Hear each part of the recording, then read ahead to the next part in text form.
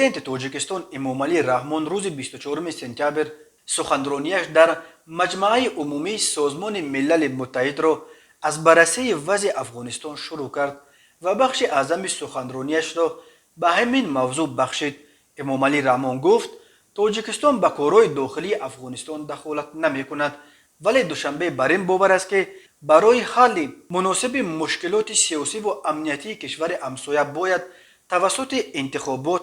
و اراده مردم این کشور حکومت همه شمول با اشتراک نمایندگان همه گروه‌های سیاسی و اقلیت‌های ملی و قومی تشکیل کرده شود. امامعلی رحمان از طریق رای‌پرسی و با در نظر داشت موقع تمام شهروندان کشور معین کردن ساخت دولتداری در افغانستان را ضرور شمرده افزود تأسیس همه گونه حکومت بدون به اعتبار گرفتن منفعت‌های کل مردم افغانستان میتواند باعث عاقبت‌های فلاکتبار در این کشور گردد. پرزیدنت تاجیکستان موقعش را بار دیگر تکرار کرد که با در نظر داشت شدت روزافزون مبارزه‌های قومی و گروه‌های اتنیکی در افغانستان، راه‌اندازی مکالمه فراگیر با اشتراک نمایندگان همه قشرهای جامعه افغانستان از شرط‌های اساسی برقراری صلح و ثبات پایدار در آن کشور دانسته می شود. او دیگر باره تاکید کرد که تاجیکان افغانستان بیش از 46% اهالی آن کشور را تشکیل می‌دهند و برابر دیگر قوم‌های این کشور حق دارند در امور دولتداری جایگاه شایسته داشته باشند. امامعلی رحمان تحولات اخیر در افغانستان را که باعث بحران عمیق سیاسی و بشری و اداره دولتی گردیده است تهدید جدی به امنیت و ثبات منطقه نامید و گفت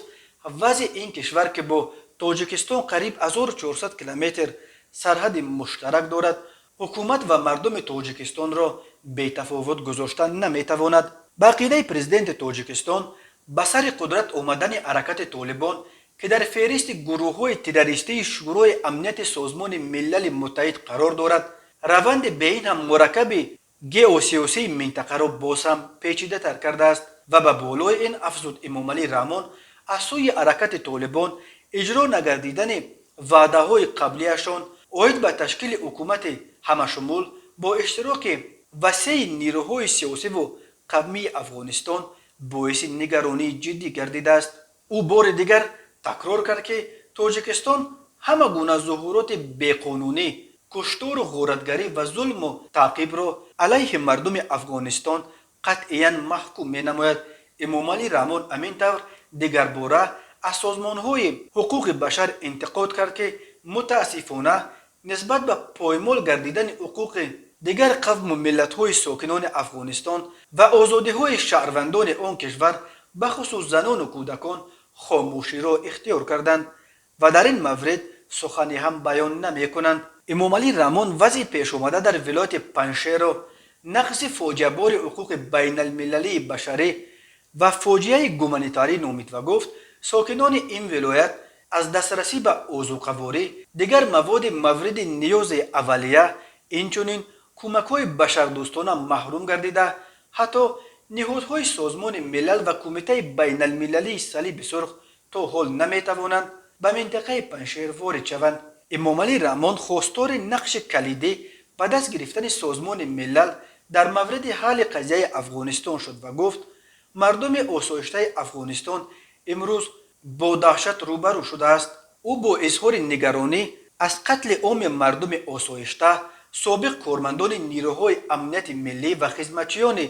دولتی افغانستان گفت گروه‌های گوناگون تروریستی با استفاده از وضع نااستوار نظامی و سیاسی در افغانستان موقع خود را فعالانه مستحکم کرده ایستادند. حالا ما شاهد از محبس‌ها آزاد شدن هزاران اعضای داعش، القاعده و دیگر گروه‌های تروریستی میباشیم. یعنی